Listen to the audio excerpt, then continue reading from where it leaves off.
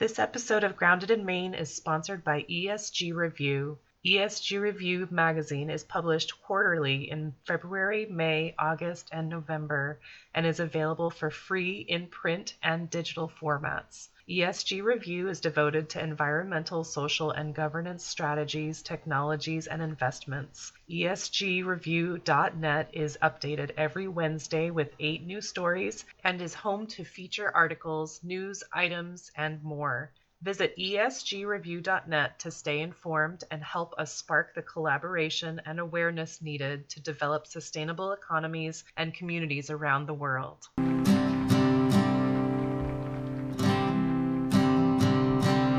There's a place where there's no trouble, no more pain, no more struggle. Hi there. Thank you so much for listening to Grounded in Maine today. My name is Amy Fagan. My guest today is Hannah Bailey. She is a homesteader, she's a podcaster, she's a health coach, she's a mom, she's a spouse, she's a farmer. She is all of the things, and she's a young person, and I am so freaking inspired by her. I was schooled today in the best possible way on sustainability, and I loved every second of it. I am looking forward to you listening to Hannah. I'm going to get right to that. I do want to request if you like this podcast, I would love if you subscribed wherever you're listening. If you have the option to rate and review, I would love that. Any feedback is helpful for me. It's also helpful for the podcast in general. But thank you if you already have. And if you haven't and you do, I appreciate that too. Please feel free to give me feedback anytime. You can message me on Instagram. You can message me on Facebook. All my contact info is in the show notes. So here's Hannah. I thank you again for listening. Enjoy. My guest today is Hannah Bailey. She is in Indiana, and she is a homesteader, and she is all kinds of other things. I will say, oh gosh, Hannah, how are you? Sorry. I'm great. Hannah, I love so much. I've been watching your posts and I've been listening to your podcasts, and one of my favorite things about what I see from you is that you are so in tune with your community. And I love that you talk a lot about bartering and that you're asking people for advice or help with stuff, because I get this feeling of like, from a lot of homesteading groups that I see, like on Facebook, people have this sense of like, I don't need anybody, I'm so independent. And I love that community base that you have. Like I literally have a Post-it note right behind my laptop on the wall that says community sufficiency. And that just, it inspires me, because I know, like we talked about this a little bit, like there are a lot of things that I can do, but it's so much more fun when you're not alone. Yeah. And there are things that I can't do, and I'm sure that there are things that you can't do. Or I know you were saying that So many. that you were doing it and you were just like exhausted. So, do you want to talk about your podcast first, or do you want to talk about your homestead, or something completely different? Yeah, I'll dive into the podcast real quick. I host Hannah's Homestead. You can also find me on Facebook under Hannah Bailey, and it is attached. You'll see tons of posts that are connected to Hannah's Homestead. I will post on my personal page and on the Homestead page. That way you can find me in both platforms, both profiles. I'm also on YouTube as Hannah's Homestead, and my podcast is on Google. It is on, Spotify, Apple Podcasts. We are also on Audible and Amazon Music. I was like, there's so many. Yeah, you got all the big ones. Here. I try, I want to knock it out in one go and not stress about it. Absolutely. So, wherever people are listening, you can find it. Exactly. That way people don't have to go look for you. Right. Yeah. Try to make it as simple as possible. Right. I remember I was following Brene Brown's podcast, and she was on Apple, and then she switched to only Spotify, and I was like, "Oh my Oh, gosh, I'm going to listen to all my podcasts, and then I have to stop and go remember to go look at Spotify to get her podcast." And then I was just like, "Yeah, I can't." So everyone has their own favorite, and it's good that there are right. options. Yeah, I So agree. tell us about Hannah's Homestead. Oh my gosh. So it originally started as the Bailey Bunch Homestead because we just really have a cluster bunch of animals. And then my husband decided at first that he didn't want to homestead anymore and that it was my thing. And so, he loves it. He obviously is running errands for me right now. And he's finally come back around and realizes the work will pay off. And once he sees work paying off, he just didn't feel included at first. And that's my fault. So, women, as you say you want to do things, this is my tip: ask your man or spouse, female, woman, whoever's in your life for help. Because it doesn't just have to be your thing. It doesn't, my kids have their own specific chickens that they love, and I ask them to help with their chickens and specific rabbits.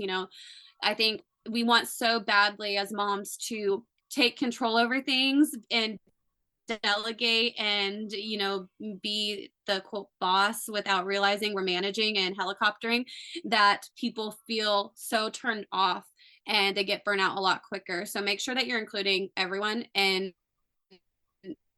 let them have their own thing on your land. So while it is named Hannah's Homestead, because I am really the face behind the marketing, the networking, the community, I'm the more social on social media. My husband Micah is very social when it comes to putting him in front of people. And so once I do the legwork of connecting one, he's like, all right, I can do this, because he gets very nervous about saying the wrong things, or not knowing how to really socialize, and he's not a big networker. So it's really hard I also think it's hard for men too to come up with the pictures to showcase. You can post pictures all day long and say, this is what I have.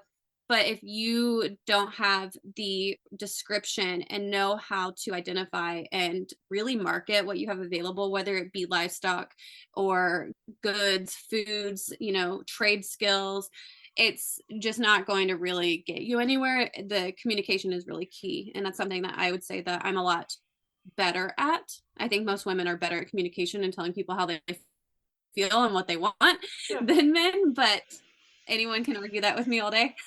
Right. Everyone has their strengths. You just have to use that. It's true. Yeah.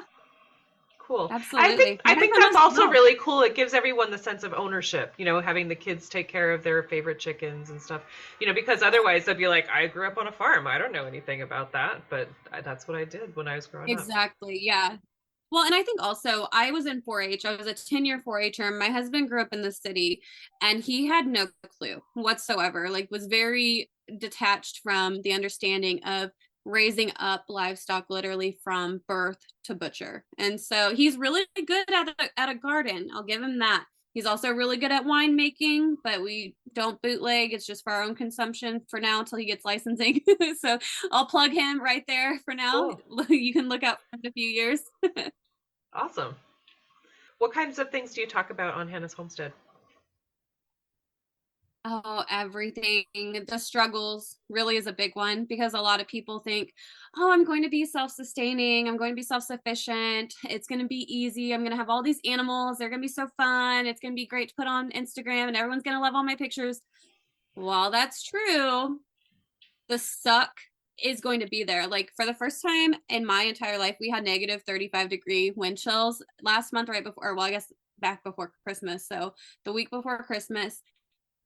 Horrifying. We are so lucky we only lost one duck and I believe one rabbit, but still absolutely terrifying when you think that we only get into single digits usually. Mm-hmm. And it was a lot. It's the wind chill that I was most worried about, because that's something you really can't control.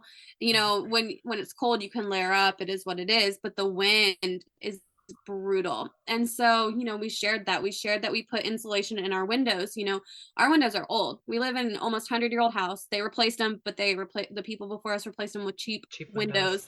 And when I say cheap, I mean like they when you unlock them, they slide down and there's no screen at the top. And if you don't have a way to keep it up, it's pointless. And so I'm like, what were any of you thinking putting these in? Like, this is not functional. I would have rather had the like wheel it out, Right. than deal with that. But it was cold. And so, we do wood burning stove, and which normally isn't an issue, but when you have negative 35, it's still hard to maintain Helpful. heat. And yeah, it was definitely interesting. I love to talk about things that are actually happening, things that you don't think will happen to you.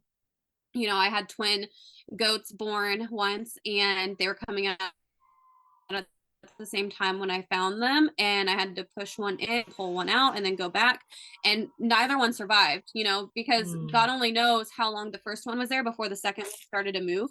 And so these are things that people don't expect. Like, the mom did great. She ended up being a milking goat, but it's like, what do you do in those situations? How do you handle loss in twice the amount of, and like, what do you do to comfort them? Because they cry out for their kid, and it's no different than us grieving someone, because animals do grieve. And I think it can be a very fine line between, knowing that they're livestock and like making them a pet. And so it's really hard you have to show compassion and empathy, but you also have to detach yourself, or you're going to throw yourself into depression, which I've learned in that first year.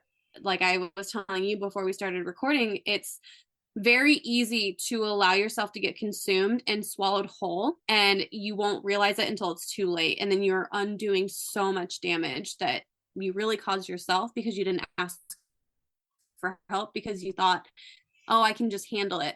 And I think too many people say, well, I'm doing this to be self-reliant. That's great. But guess what? Those who came over here in horses and buggies and really started the country, they still had other people helping. Like, they had a whole community, and they didn't all make jellies and jams and breads and meat. Everyone had something that they were good at. And if you don't define your community, you're going to struggle. And I get very, very passionate about this topic, because it takes a village, but you have to swallow your pride and say, I need help. And then you also need to reciprocate that, because too many people will be like, well, got it done. And then they'll make themselves so busy again that they burn bridges, and no one wants to come back and help them. Mm-hmm. So I Oh got my off on like gosh. really big. I agree with you 100%. And I mean, you're living it. I've said before, like, this podcast is me, like my end game. My one of my big goals from this is like to gather my community, because there are people around me, but they're not in the same mindset that I know of. So I'm like, Yeah. people around me. Like, there's a girl that has bees down the street, and then my friend that's staying with us is like, she's an herbalist, and there are other people that are so like foragers and stuff like that, and people that can bake bread. I cannot bake bread, so I need people to teach me. But like all those things, and there are things that I can do, but it's just like you said, like it's a community effort. It's a team game, and I'm building my team. Yes.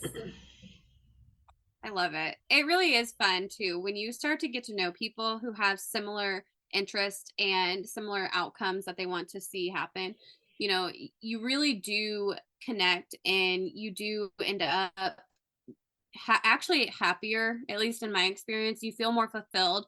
You feel as if you finally are accomplishing things, and it's not just half finished projects, because that was something that I constantly was like, I know we did 25 things today, but I don't feel like we got anything done, because so much was still just laying about. And I have a bad habit of things just being in their pile where they're going to go, and then just sitting there. And then I'm like, okay, well, it's because the weather. And you can only use that excuse for so long. And it's like, you need to either buck up or give it up. And so finally I was like, it's time to say, I need help.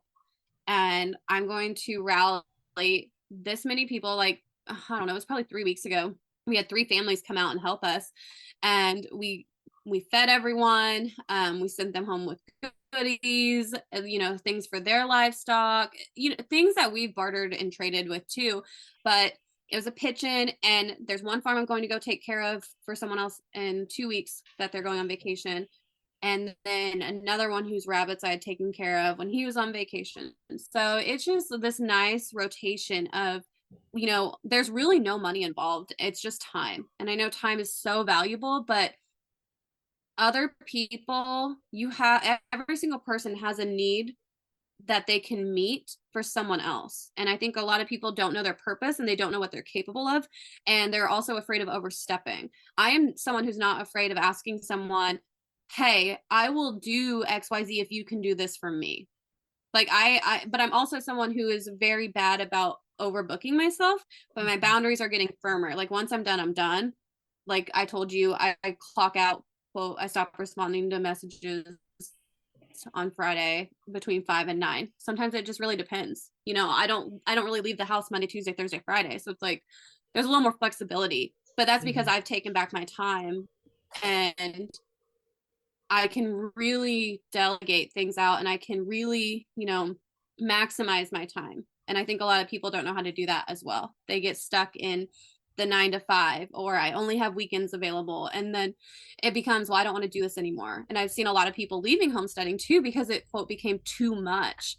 And I think that's really sad and disheartening, because there's so much life that comes out of this, so many good life lessons and experiences and memories. And I know that these people are leaving homesteading sad and broken down, and it's because they didn't have a community either. Whereas this is something I feel like just keeps getting better and better every year. Yeah. Well, and there are so many things that I love about that too. I mean, so one, I love that you talk about bartering. I think it's such a fantastic thing, and to not have to exchange money, it just feels more wholesome. But and also, Yeah. I think in asking for help, it's a gift for some people, because Yeah. people feel so fulfilled and like they have purpose if they're part of something. Yes. So I think that's really important.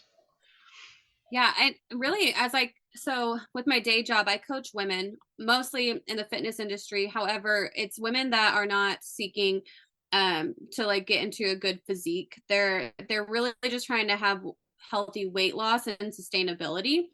And a lot of them don't have the mental capacity yet to understand, like, right now your needs are not being met because you're trying to fulfill a purpose that you created for yourself. Like it's like with being a mom or a wife, they're constantly trying to fill a need because they don't feel needed any other way, and they Mm. haven't taken the time to say, okay, I've lost myself, I don't have a hobby, I don't have anything I enjoy. Especially those who become empty nesters. They're like, wow, I've been a mom for 25 years and now my kids are Now gone. what? What do my husband and I like together? And it's like, okay, well, you're 50 now, and you say you live to be 85. That's 35 more years you have left. Like, what are you going to do with that time? And I try to break down to people, like, you're trying to fill a basic human need, and that's to serve a purpose. But most people aren't serving any purpose because and I say that as gently as possible, because they are just trying to meet everyone else's wants and needs and demands, that it's not actually a purpose. They're not serving a greater calling. They're literally just becoming enslaved to every demand that they're met with. And it's really hard for me to watch, because as someone who's only 28, I'm like, my husband and I are a very good team, and my girls witness me have things of my own, he has things of his own, and we have things all together. And it's so hard for people to get out of the mindset of, well, I'm mom, I've always been mom, or I've always been a wife, I've always done XYZ. And they get into that mindset of always, instead of saying, I've been doing whatever it is, and I'm going to stop doing whatever it is because I no longer need to, or they're old enough and they no longer need me. You know, we never know when the last time we're going to wipe our child's butt is. And so it just stops. And we also need to realize we can also just stop the negative things of, well, I'm always working overtime because my boss expects that. And I tell him, like, does your boss expect it? Did they explicitly say that? Or are you thinking that because you've set that in tone right. for them because you've always been, quote, dependable? No, you're just literally trying to be a perfectionist, and perfectionism doesn't exist. And so that's another thing people need to let go of in homesteading. There's no such thing as perfection. You're going to lose animals, you're going to kill plants, there's going to be a drought, there's going to be a flood. Things are going to happen that are out of your control. And so when you can realize that, things just are more exciting. You know, it really is just one of those things. You just have to either see it with this vision of love, and that's just the way it is, and it doesn't affect you, or tie your emotions into it and then become depressed because you can't control things. Ooh. Wow, that hits deep. I totally get that, and I think, you know, I love it. I appreciate so much that you say that, and when you said health or life coach, like that was not what I was expecting. So that's really, really cool. It was like you were speaking to me. I actually in the last couple of years I've been calling it a midlife crisis. Okay. Because like you were saying, like I've never been a mother, but I've had, you know, pets, but I've just worked. Like that's all I did, and we would go on one vacation a year, and that was it. And so now, like a couple years, well, 3 years ago, I started a jam business, and now I have a podcast, and we're like, I need to send a Google Calendar to people so that we can schedule time together. And it's just, you know, I've always been, you know, Monday through Friday and blah, blah, blah. And then I will do stuff on the weekends, and I do the errands and blah, blah, blah. And now I'm like busy. And so it's a different relationship that we have. And so it's not, so we've changed the midlife crisis to be my season of exploration. And so Good. now, yeah. I like that. So I didn't come to that on my own, but I had help. But it's Hey, it's I always cool. tell people it's okay. You can. I always say, if I am, because a lot of people think, oh, well, you have no problems, you have no problems, you have no problems, and I say, you know, I went to therapy on my own. You know, there were people who probably wish they would have told me to go to therapy for years, and I would have told them no. I would have thought, nope, they're gonna like tell me I'm absolutely crazy. And I went on my own, and it was the most refreshing thing. I went for probably 8 months, and I feel so renewed. My poor therapist, he was like, Hannah, I don't know how to answer some of the things that you say, because like these are things that jog my memory. And I'm like, who thinks like this? And I'm like, so totally. I'm like, I'm paying you. So right? It was great. So. Wow. That's an intense job. I can't imagine, honestly. And I told him the same thing. The things that these people hear, and then to try to not take that on. But I have tried it before, and I remember like the first time I go, they're like, well, what do you want to talk about? I'm like, what? No, you're in charge here. Yeah. But that's very cool. And I think that, you know, especially with like gardening and homesteading and stuff, you just have to celebrate all the wins that you can. And right. You know, and like you were saying, try not to take the failures so hard, because there's also good, and it's all part of the cycle, as hard as it can be. Yeah. Cool. Good. But so okay. I'm like every day. that's everyone. But so okay, so you work as a health coach, and you are homesteading. So how did you get into homesteading? How did you do that? I know you said you did the 4-H thing. Yes. So my husband was actually active duty in the Navy at the time, and we were looking for land, and we started looking, and he had actually gotten home from deployment in July of 2020, and we started looking in September of 2020. In October, we found a 9-acre plot with a house, and we went to look at it a couple times, and it just, for a VA loan, it wasn't going to be ideal. And it was never going to be approved under VA. And we did not currently at the time qualify for a conventional loan. So we're like, well, we can only find what we can work with. And so I was miserable and sad about it, but I'm sure it saved me in the process. And the house was That's right a out lot of Funky, like looking property. back. Yeah. So I mean, it was like tucked back, a lot of woods and whatnot. So we settled on 3.3 acres. This fell into our lap, really. So it's funny because we found this property and there was someone else who was interested, and they had actually just had someone back out of the sale because of the appraiser said that they were having to, that they, or I'm sorry, the buyer at the time wanted it reduced by $17,500. And they're like, we're not doing that.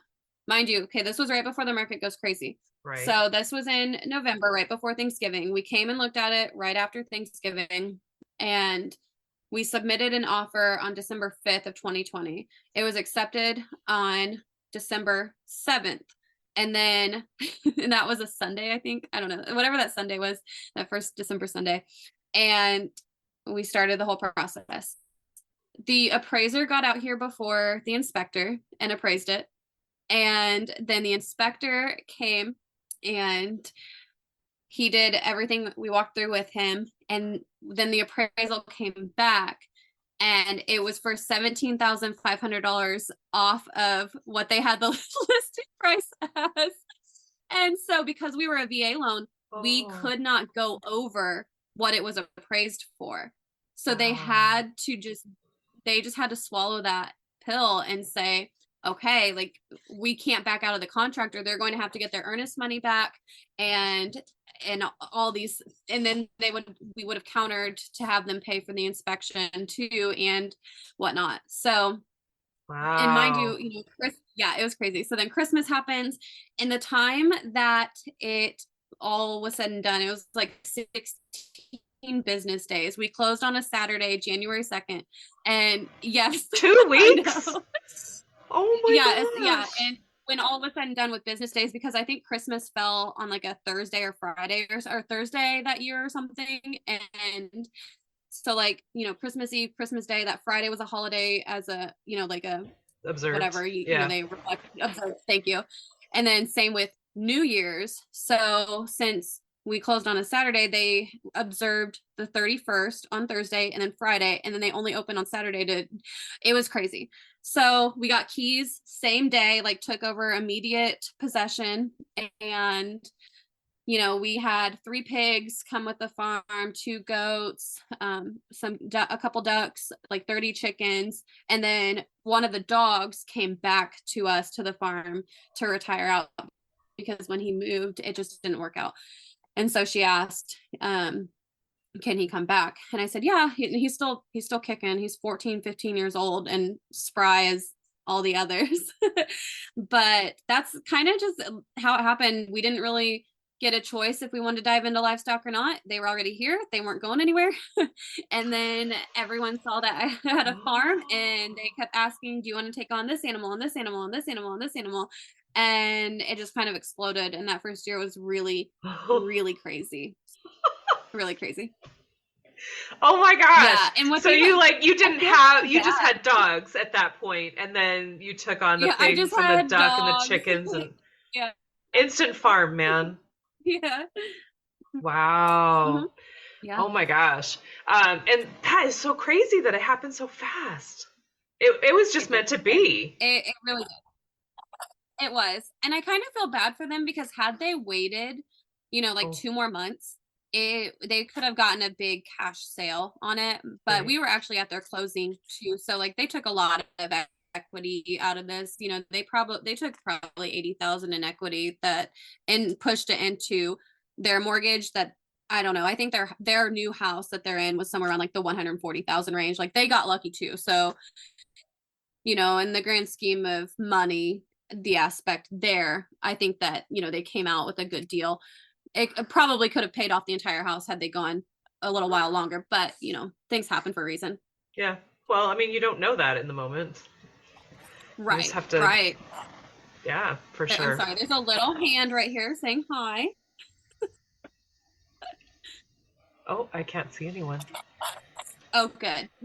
She's like, tell her I said Tell hi, her I and said starts hi. waving. Hi.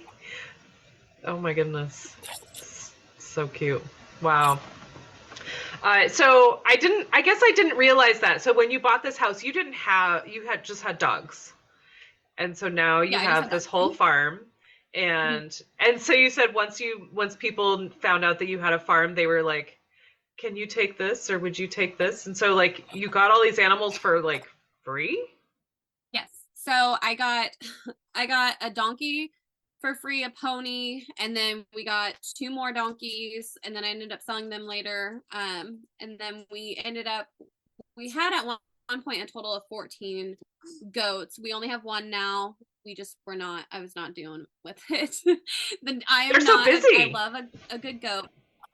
They are wild. Like they're ready to climb fences, they're ready to run around, they're ready to headbutt. I'm just not. I love goats, they're cute, but I'm not chasing you around all day long. So Yeah. I am too busy. How do you, okay, you are like a marketing person. yes. Like you're the marketer for your neighbor person and for your farm Yes. and like like is that something that you studied or is it just something that has interested No, you? so I think this was like built up over the last decade. So I was actually in network marketing back in 2015 to like 2018. And so I had just built this community of women and people all across the country anyway, and direct sales. So I just already knew how to connect with people. I'm in tons of Facebook groups for different things that I have hobbies in, passions, and whatnot. So I think it was just easier, when I connect with people in these groups and I share pictures and I make posts and engage with them. I have my Facebook profile set up as a professional page, and so I can invite people to follow me without becoming Facebook friends, so I don't cap out my 5,000 friends. And so I did leverage it that way. A lot of people, just have it set up as their personal profile, and I just knew like, hey, I'm going to run a business, and I made myself a brand. I have a big personality as it is, and I think a lot of people are just timid and they don't see themselves as a brand. They really are like, well, I work for XYZ, and I'm like, no, it's me. Like anything I do, I want to have hold the integrity behind who I am and my personality, and it have my voice attached to it. So that's why I made my profile a professional profile. Awesome. That's so cool. Uh, that is something that I am currently working on. So what are your hobbies? What are you doing when you're not working the farm or working? I'm like an old lady. I love to quilt. And That's awesome. so I learned how to do that.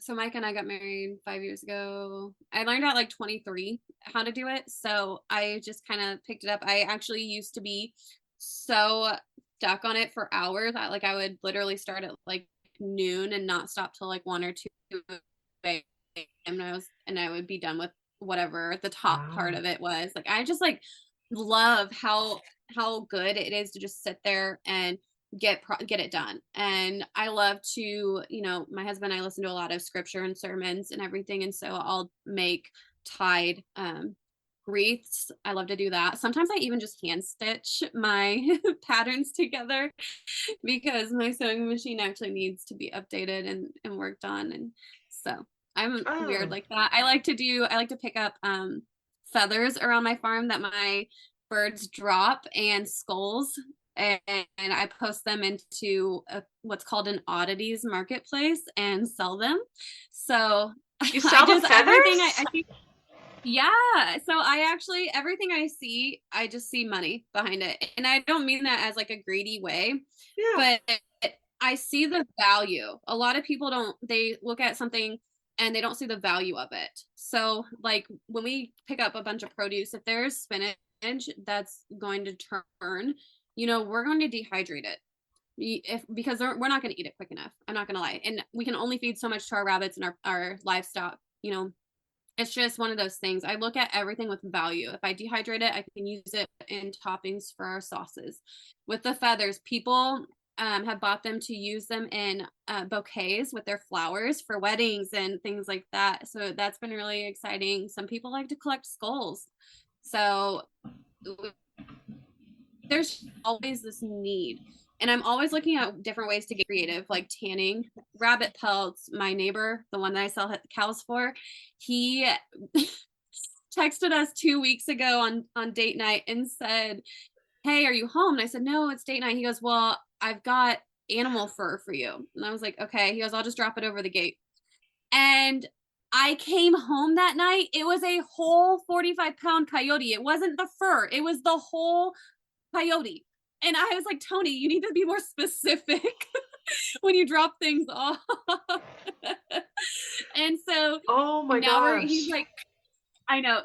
But that's the thing is, you know, one day we were just talking in passing, and he was like, "Why do you have all those feathers?" And I said, "Oh, I sell them on Etsy and on Facebook." And he was like, "Okay." I said, "Yeah, we do skulls too, and we have like a whole bucket of rabbit skulls right now. We have a friend who breeds rabbits. Like, we have a small scale, but he does it on a large scale, and so he's always giving us pelts, any kits that pass or are stillborn. He saves them and freezes them for our cats. He doesn't have cats.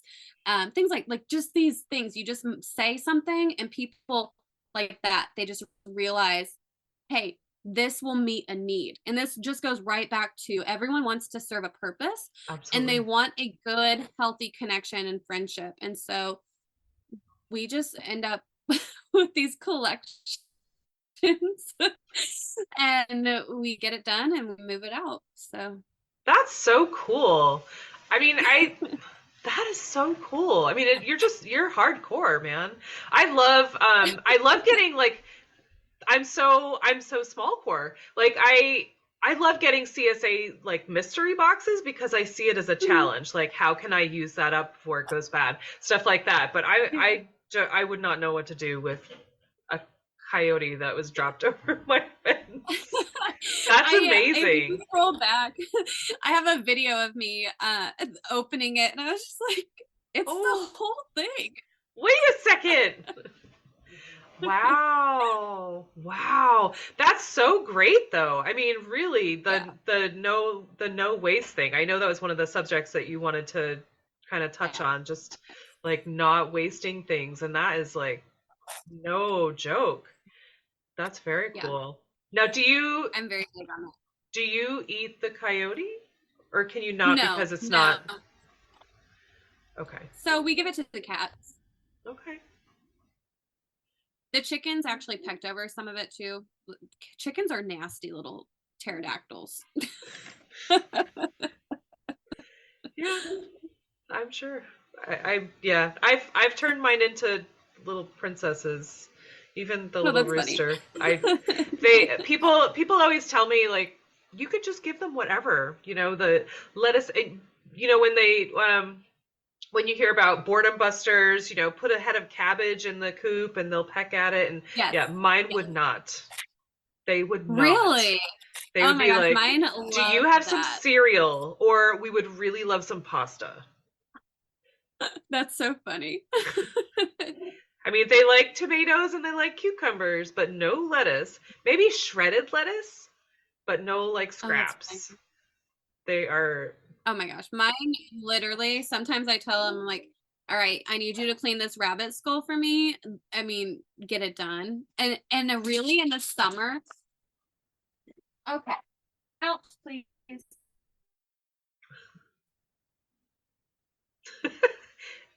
Some people have no situational awareness in my house right now. Okay. I was telling you I have it, and we're all adults here. I was telling you that we have the same issue in my house, like, and we're all adults. It's fine. That's funny. Oh, but you were telling your chickens to eat the rabbit skulls. They help. Oh, they will. And what's funny is sometimes I'll leave it in like a feed bag over the summer when it gets really hot, and I'll wait for the larva to start breaking it down, and then I'll just dump the bag once it's pretty full of larva and whatnot. And the chickens, they get so fat so fast. All that protein, they have zero care in the world. Wow. They're just going for the bugs, and then they get the meat and Yeah. they just get all Yeah. carried away. That's cool. Wow. That's I you you were saying that you told them to clean up the rabbit skulls, and I'm like, did they really listen? Like, do they understand what you're saying? It's That's crazy. cool. They're feral. That's all right, man. So Hannah, when I say the word sustainability, what does that mean to you? It means longevity. So, you know, when we get a lot of our produce brought in, it's always in cardboard boxes. And I'm not always just going to burn these boxes. We have some ruts in our yard, in our pasture too. And so we have packed that down with these cardboard boxes. Then we've covered it with ash, and then we've covered it with manure. That is sustainable for our land because we have a lot of clay also. So we're constantly trying to feed the soil and balance the pH levels, and Mm-hmm. also bring a good level of regrowth. And a lot of people don't understand how you can make things so sustainable in that way. You know, our wood ash, our chickens love it, and they're constantly giving themselves dirt baths. That is Right. sustainable long term. It's, even though we're burning wood, we're still repurposing it, and it continues to serve a purpose after it's burnt. And Yeah. so I think so many people think, oh, sustainability just means using glass and recycling plastic, and that's not the case. Like, all of our vehicles are used vehicles, and all of our trailers have had to have work on them. You know, we bought them with, well, I guess we were gifted them. His dad is like a trailer fanatic, and so we have one that's actually a boat frame that's going to be a flatbed trailer when all is Woohoo. said and done. So, you know, sustainability to us is making sure it just doesn't go to a scrapyard, because it's going to sit forever when it can serve a purpose. If we already have the boards, which we do, you know, we had someone ask us to tear down their pool deck, and if we wanted the boards, we would, and we said yes. Micah drove 2 hours to go do it, collected all the boards, and now these boards are still good. They're not splitting, they're not splintering. So I'm like, we can use all of this, and it's sustainable, and it's purposeful. And a lot of people just say, oh, going to the junkyard, or oh, I'm going to burn it, it's not useful, it's old. Right. Why? That's really my question. Why? You know, I have a whole box of mason jars that one of my clients found in her mom's basement, and do they need cleaned? Absolutely, but they're still useful. Once I get some vinegar and water in that and I clean Yeah. them up, I have so many mason jars. Do you know how much mason jars go for? Ridiculous. Right? Like, just talk to people. Just tell people what your goals are, and all of a sudden things are gonna flood in because they're like, oh, I thought of you and I found this. It, Yeah. like, when you say I could use XYZ for my farm, people pay attention. And that's it. And Right. it's like, I have one girl who literally, anytime she gets on Facebook, she'll tag me in any chickens that she sees for sale, no matter where they're at in the state. And then I'll look up where they're at in the state, and I'm like, I'm not driving 3 hours. Like, thanks, though. Thank you. But she does that. She just knows, and she loves that she is staying connected with me in that way. So, Absolutely. Well, and one of these times it's going to be someone who's really close, and it's going to be awesome. right. But I love that. Exactly. I mean, like you were saying, sustainability is not just like less waste in the trash, but it's like the landfills with the trailers and stuff, fixing things up, like making it in repurposing it, making it into something else that can be used. That's really important because it's not Right. just We trash keep trash. 5 gallon buckets in the kitchen. You know, anything that we don't eat, I'm like, okay, if it can't be fed to a dog, put it in the slop bucket, because we got 2 right in the kitchen Yep. to our pit. So, or the Right. chickens. Right. Right. That's awesome that you have that. Our neighbors had 2 pigs, and they were big. Are your pigs really big, or do you have smaller pigs? Because, Ours wow, only get up to like 350 pounds, so they stay pretty small. that sounds pretty big. I don't remember how big they were, but they were bigger than me. And that 300 pounds Yeah, is, those are like those. Yeah, I said if we don't have pasture pigs, I'm not doing it. I don't want something that will eat me. yeah. Yeah, because they could totally just like run you over. Just stampede, man. Um, that is awesome. I love your definition of sustainability because it really is. That is it's so important for longevity, for real. Like sustainability is not just a 5 minute thing. Sustainability is the long game. And I know that. So Hannah, I know that I you think a gave lot of us. people. Sorry. Go ahead. Oh, you're fine. I was just going to say, when it comes to people hearing sustainability, they see it from the marketing standpoint that all these large corporations are putting out there, and they still scrap it within a couple of years. They don't understand actual sustainability. They look at something as quote eco-friendly. Okay, there's a lot of stuff on my land that's not considered eco-friendly, but it's been sustained for longer than its normal lifetime expectancy because Right. we've taken care of it, or we've repurposed it, or we've fixed it up, whatever the case may be.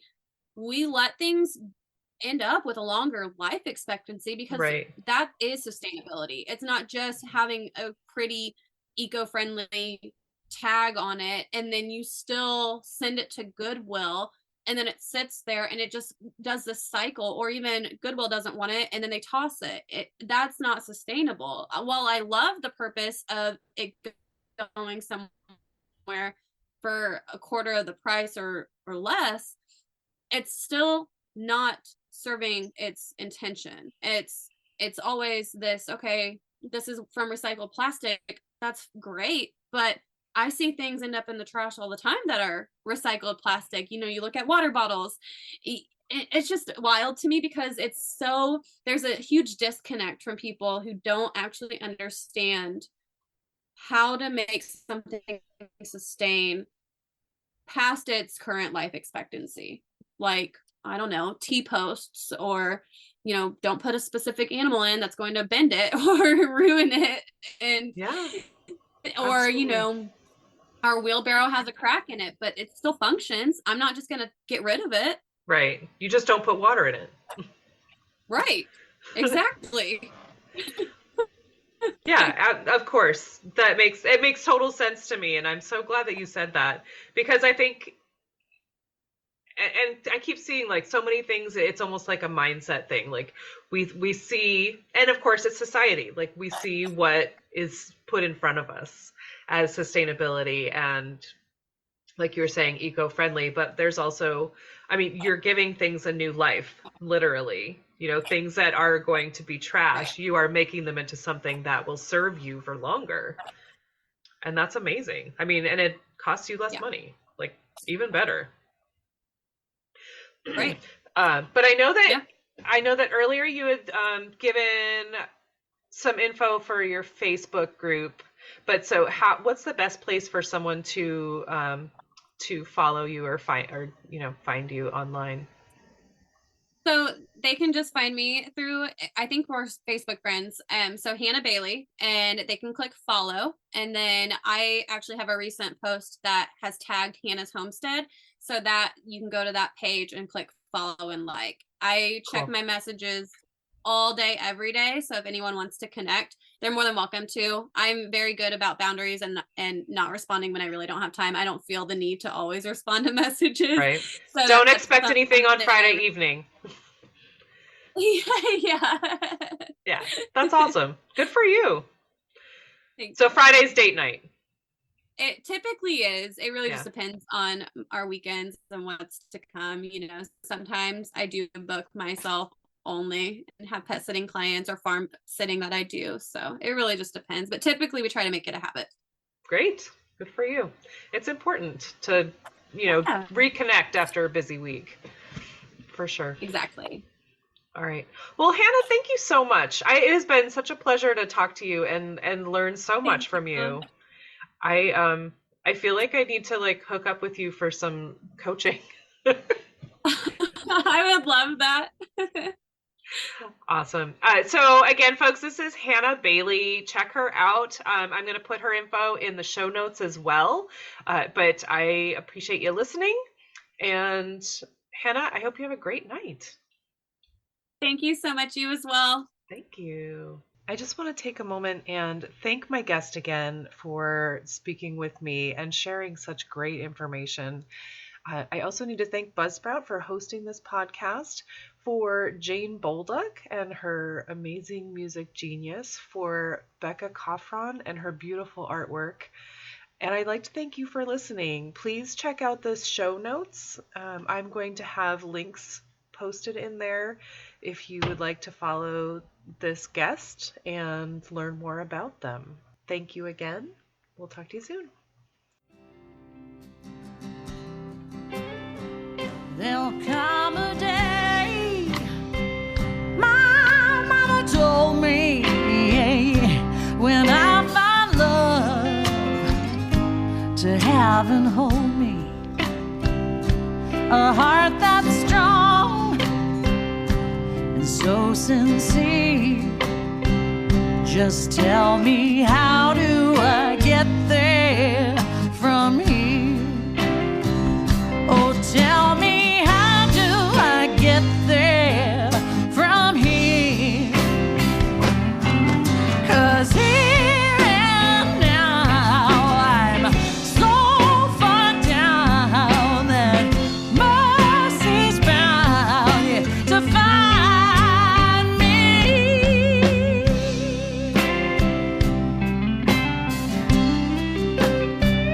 We'll find a way to soothe the sickness. We'll heal the hate with sweet forgiveness. Wages of war will disappear. Just tell me, how do I get there from here? I wonder, how do I get there from here? Yeah, 'cause here and now I'm so far down that mercy's bound to find me.